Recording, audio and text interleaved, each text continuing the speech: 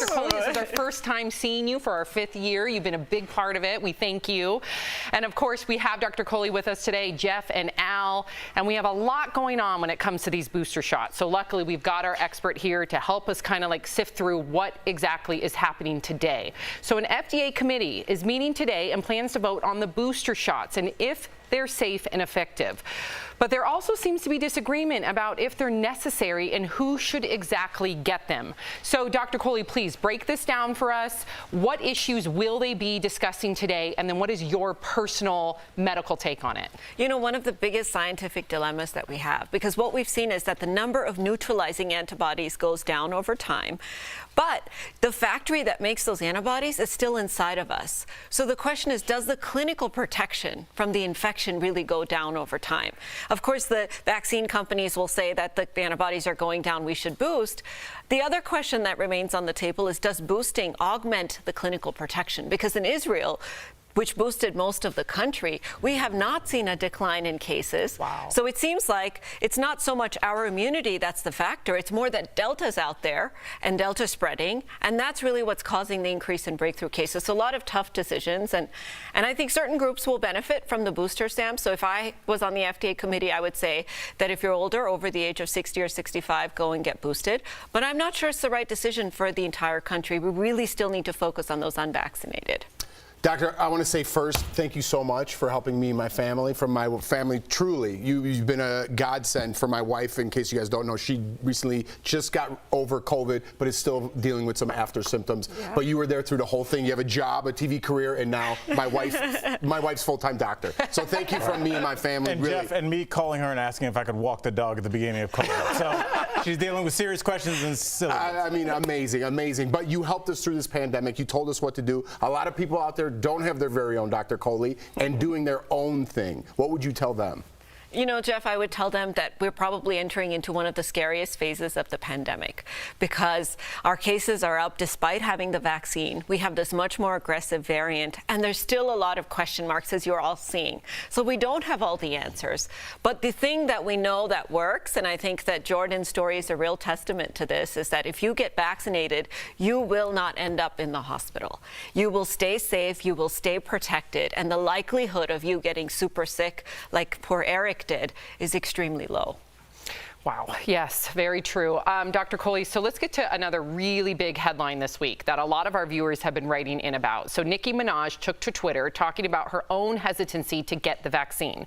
She even tweeted an anecdote about her cousin's friend who got the COVID vaccine, apparently became impotent when his testicles became swollen. So Dr. Kohli, what is going on here? Is this real? Are these real side effects? Is there a link between the COVID vaccine and impotency and infertility, or is this just hogswash? Yes, I said hogswash. Wow. Can I say it too?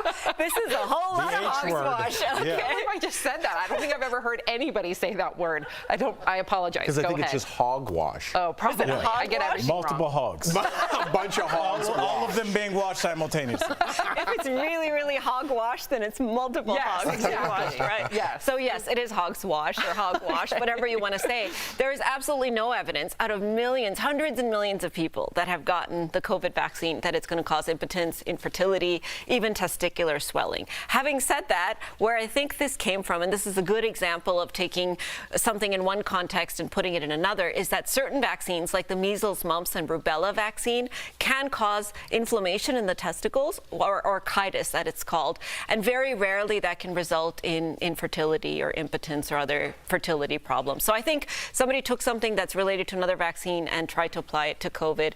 Classic example of misinformation. Yeah, so basically, Sam, she's saying it's a bunch of hootenanny. Stop it out. You know, Dr. Kohli, would you say that celebrities should be using their huge platforms to just kind of throw out their questions and kind of start these kind of conspiracy theories that have a large effect on a large amount of people that really do follow everything that they do and say in their life? You know, I was so disappointed, Al, to see Nicki Minaj because I like her. I like her music, and I've always been a fan.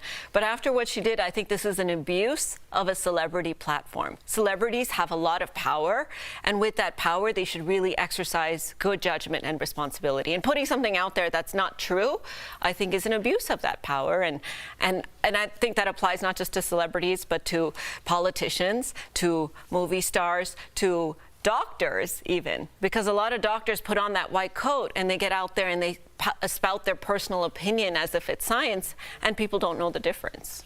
All right, Doc, we get a lot of people writing in all the time. So we have a question from viewers, like I said, all the time, saying things like, I don't want to get the COVID vaccine because everyone else is getting vaccinated. What's the point if I can just rely on herd immunity? Could you explain in a simple way?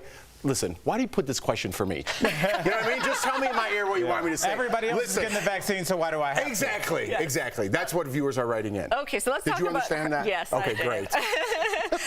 So herd immunity, what is it, right? Just by being part of a herd that's vaccinated, you can be protected even if you're not vaccinated, because they won't be able to spread the virus to you. So that's the concept of herd immunity, which means that everybody doesn't necessarily have to get vaccinated because some people can't. But here it doesn't apply anymore with the Delta variant for a few reasons. The first is that if everybody had that philosophy, we would never get to that threshold where you will be protected. And that threshold for the Delta variant, we think, is 85 to 90% or more.